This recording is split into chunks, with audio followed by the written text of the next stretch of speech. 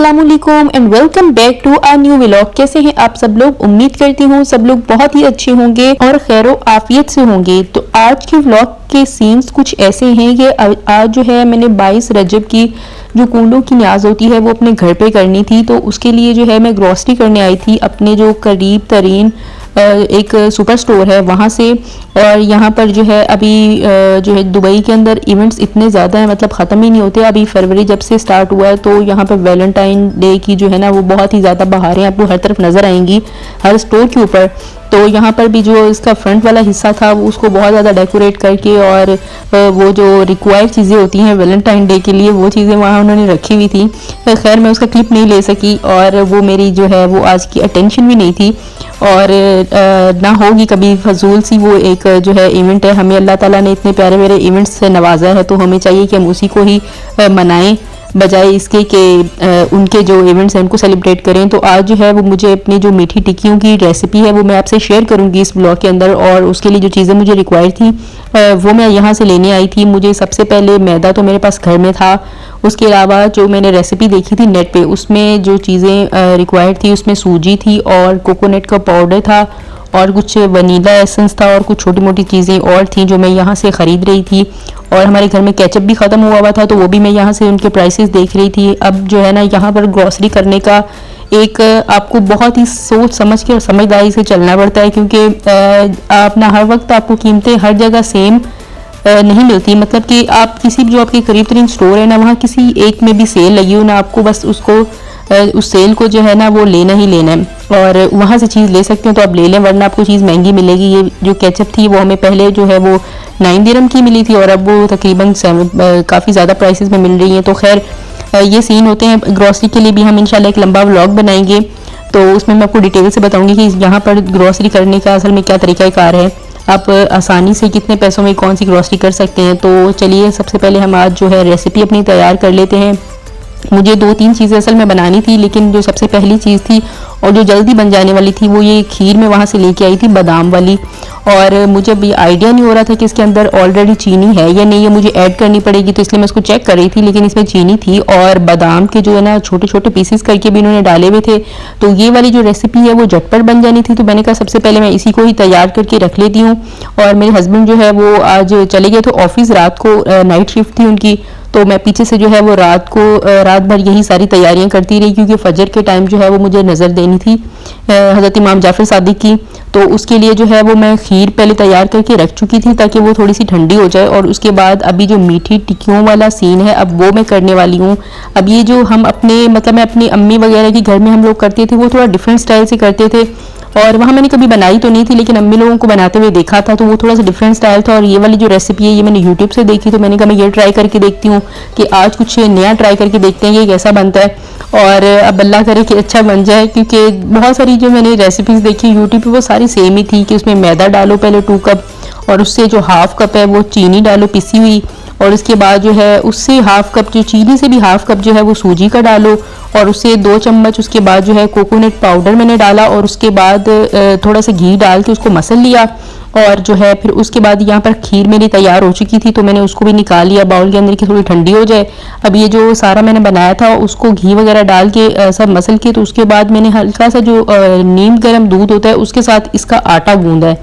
तो अब यहाँ पे जो एहतियात सबसे ज़्यादा करनी होती है कि कहीं जो है आपका आटा जो है वो ज़्यादा हार्ड ना हो जाए या बिल्कुल जो पतला ना रह जाए। मुझे इसको हार्ड ही गूंदना था कि जो वो टिक्कियाँ है ना मीठी टिक्कियाँ वो थोड़ी सी मतलब कि सही क्रिस्पी बने।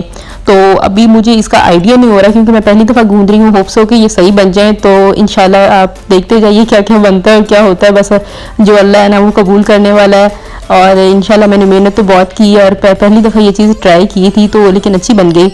और आप लोग भी ज़रूर ट्राई कीजिएगा और इसका मुझे रिजल्ट्स बताइएगा इस क्वांटिटी जो मैंने आपको बताई है उसके थ्रू। अब जो ये सारा आटा मैंने गूंदा था इसको तकरीबन मैंने आधा घंटा के लिए वैसे ही छोड़ दिया था बाहर ही, क्योंकि अभी मौसम ठंडा है तो आप थोड़ी देर के लिए इसको बाहर छोड़ सकते हैं। तो अब ये आधे घंटे तकरीबन 45 मिनट के बाद ये इस फॉर्म में आ चुका था। तो मैंने फिर इसके जो छोटे छोटे हैं वो पेड़े बनाने शुरू कर दिए। पहले मैंने सोचा कि छोटे छोटे मतलब बनाती हूँ और उसको फिर बेल लूँगी। फिर मैंने सोचा एक ही दफ़ा जो बड़ा वाला पेड़ा बना के ना, बड़ी सी रोटी बना के, तो उसके ऊपर ग्लास से जो कटिंग है ना वो कर लेंगे। तो अभी मेरे पास जो है वो स्टील वगैरह का ग्लास भी नहीं अवेलेबल था, तो जो भी मुझे मिला मैंने उसी से कर लिया। तो यहाँ पे आपने कोशिश करनी है कि आप जो है ना जब इसको बेलें तो आप खुश्क आटा ना लगाएं, मतलब मैदा वगैरह ना लगाएं या कोई भी खुश्क आइटम यहाँ पर यूज़ ना करें। अगर आपको मतलब पेड़ा वगैरह जो है वो नीचे लग रहा है ना, तो आप उसको ऑयल के साथ ही मैनेज कीजिए जिस तरह भी हो सके। और इस तरह मैंने जो है वो चाय के कप से शीशे का था तो उसे बड़ी मुश्किल से बनी ये वाली जो टिक्कियाँ हैं, मैंने उसी से ही ट्राई की और उसी से बना ली।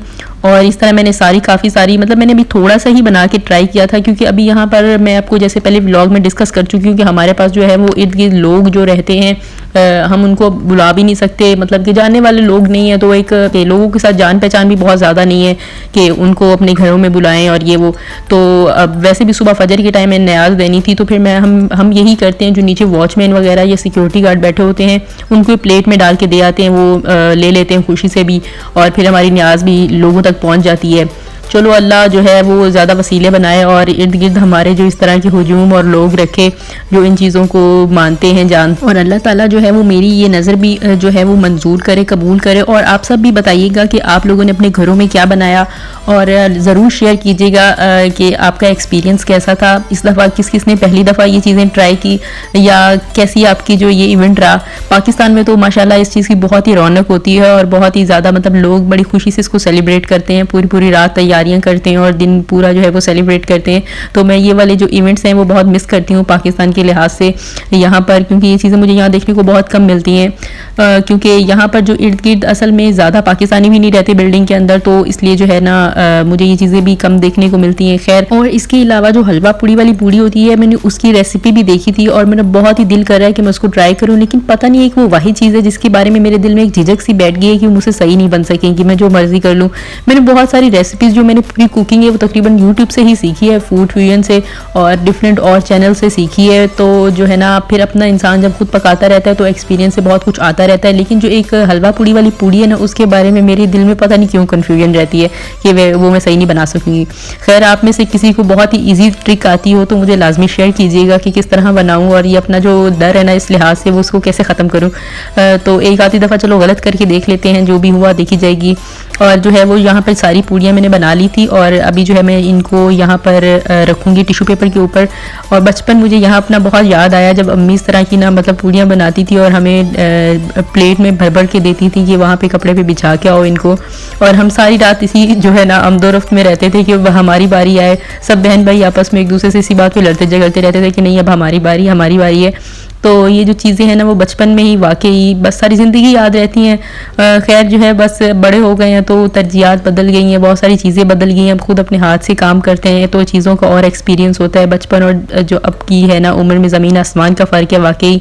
जब तक आप बच्चे होते हो तो आप उन चीज़ों को सोच भी नहीं सकते हो। एक्सपीरियंस मतलब जब बाद में इंसान को आता है तो फिर बहुत कुछ डिफरेंट लगता है। तो अभी जो है सुबह के टाइम जो मैंने उठ के इनको फ्राई करना शुरू किया, तो बस जो है पहले फ्राई पैन मेरे पास छोटा था और कोई कढ़ाई वगैरह नहीं थी कि जिसके अंदर मैं इसको फ्राई करूं, क्योंकि मुझे जो है ना वो बस आदत है कढ़ाई के अंदर रमज़ान की भी जो चीज़ें फ्राइंग करने वाली होती है तो उसको भी फ्राई करने की, और डिफरेंट जो भी चीज़ फ्राई करनी है बहुत कढ़ाई के अंदर ही करनी है। तो यहाँ मेरे पास अवेलेबल नहीं थी, तो ये भी एक नया एक्सपीरियंस था कि मैं फ्राई पैन में, बहुत सारे लोग करते हैं लेकिन पता नहीं मुझे बस एक आदत सी नहीं है इसके अंदर फ्राई करने का कि ये बहुत छोटा सा और पता नहीं गिर जाएगा ऑयल और इस तरह का रहता है।